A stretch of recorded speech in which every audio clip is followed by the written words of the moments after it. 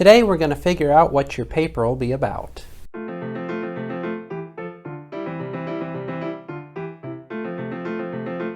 One of the early challenges in the writing process is figuring out what you're going to write about. In some cases, your teacher might tell you exactly what your paper should be about, but it's a lot more common that you'll have to figure it out on your own. Sometimes you might be writing within a specific topic or in response to a particular set of texts, and in some cases you might have to come up with something from scratch.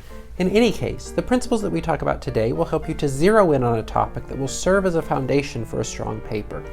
Really, our focus today is just on that first step of finding a general direction for your writing. So we won't be talking about thesis statements or research questions. We'll have to pick those up in a later video. Of course, if what you learned in this video is helpful, consider subscribing so that you can stay up to date on all the latest principles for becoming a better writer.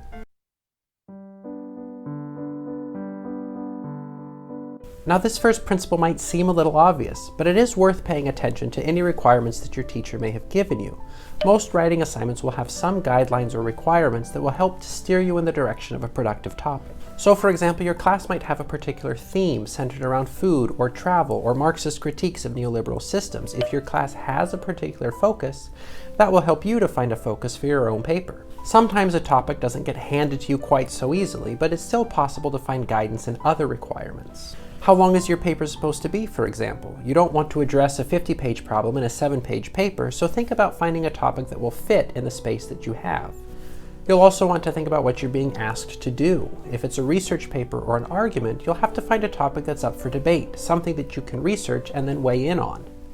Or if you're being asked to do a rhetorical analysis or something like that, you'll want to focus in on what you're analyzing. Then it's not so much a matter of finding a topic as finding something to analyze. I once had a teacher who called assignment requirements enabling constraints, and by that, he meant that the requirements of an assignment can help you find a topic by eliminating a lot of the possible options.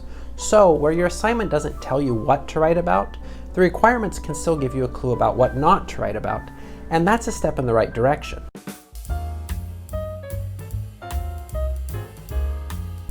George Orwell advises writers not to use metaphors that they're used to seeing in print, and that's pretty good advice because metaphors are meant to provide fresh insights into an idea. So that is, if you're using a metaphor that you're used to seeing in print, that means a lot of other people have used that metaphor before, and it's no longer providing the kind of fresh insight you're after. Nobody will care, in other words, if you write a poem about how your love is like a red rose. That one's already been done before. But if you were to write a poem about how your love is like a pile of mangoes that was abandoned on the side of a road, well, then you've got something that might catch people's attention. This same principle can be applied to picking a topic. Don't just write what everybody else has already written. Your goal is to contribute something new and valuable to the world, not just to rehash what other people have already said. So chances are that the first topic that comes to mind isn't going to be a very useful one, but it might give you a clue about a better topic. For example, in one of the classes that I taught, there was an assignment that asked students to submit their pieces to the school newspaper.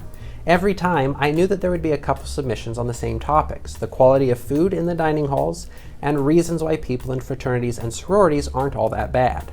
Now, on their own, neither of these topics was inherently bad. What made them a weak choice was that they were both old news.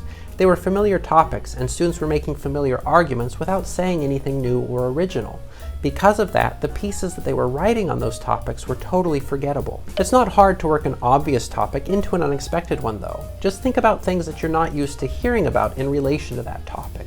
So, for example, instead of writing about how you wish the food in the dining halls was better, something that I think a lot of students could write about, maybe consider writing about how to combine different foods or different condiments in new and interesting ways to create a more pleasant dining hall experience for yourself or others. That would be a familiar topic, but it's a new and more interesting take on that topic. Besides, if people have just been making the same arguments over and over about the same topics, why would you think that making those same arguments one more time would really make a difference? Instead, it's much more meaningful and effective to set yourself and your writing apart by steering clear of those obvious topics.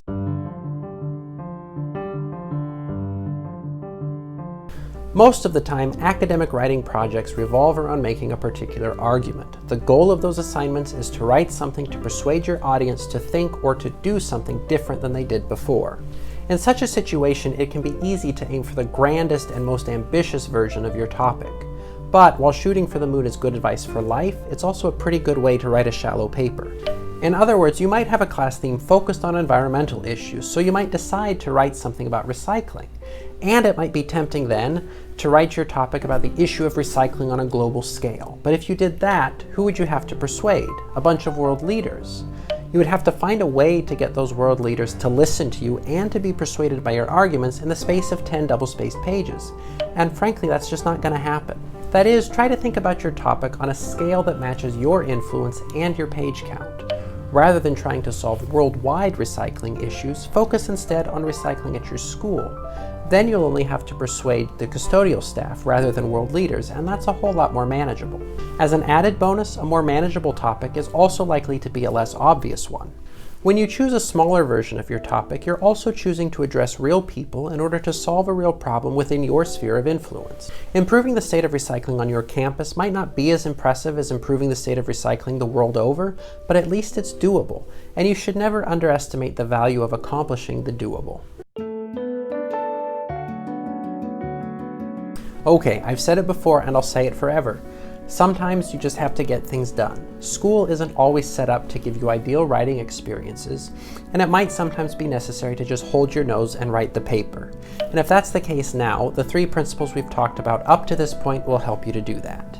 Ultimately, following your interests isn't necessary for writing a good paper, but it can go a long way in improving the quality of your life as you're writing it. So if you can find a topic that you're genuinely interested in, you definitely should. For example, I took a class a few years ago about American literature during the second half of the 19th century, mostly because I had to take some class that was outside of my main area of study. So finding a topic in that class that I was genuinely interested in writing about was going to be an uphill climb. And to make matters worse, my paper had to be based on archival research, which meant I was going to have to spend hours and hours sitting in the special collections section of the library, staring at very old books. Luckily, the library at my school had a collection of grammar and rhetoric textbooks from the 19th century, so I was able to work my way into a paper about grammar education during that period. It wasn't exactly an ideal topic for me, but it was a lot better than some of the other things I could have ended up writing about. Similar things have happened in other classes that I've taken too. With a little creativity, you should be able to find something to write about that will genuinely hold your interest, or at least that you won't hate. And honestly, if I can help you just to not hate writing, I'll feel like I've done my job. Obviously, when you start out a new writing assignment, the topic that you pick will have a huge influence on the rest of the project, so it's important to pick a topic that will set you up for success.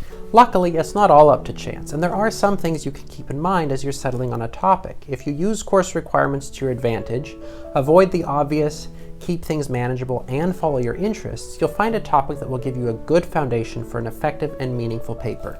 And that's where we'll end for today. If you thought these tips were likable, show it with a thumbs up.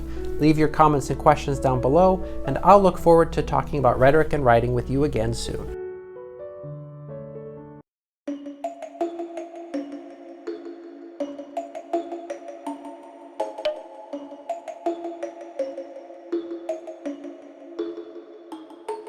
I once had a teacher who called assignment requirements enabling constraints, and by that he meant the requirements can help you out by eliminating.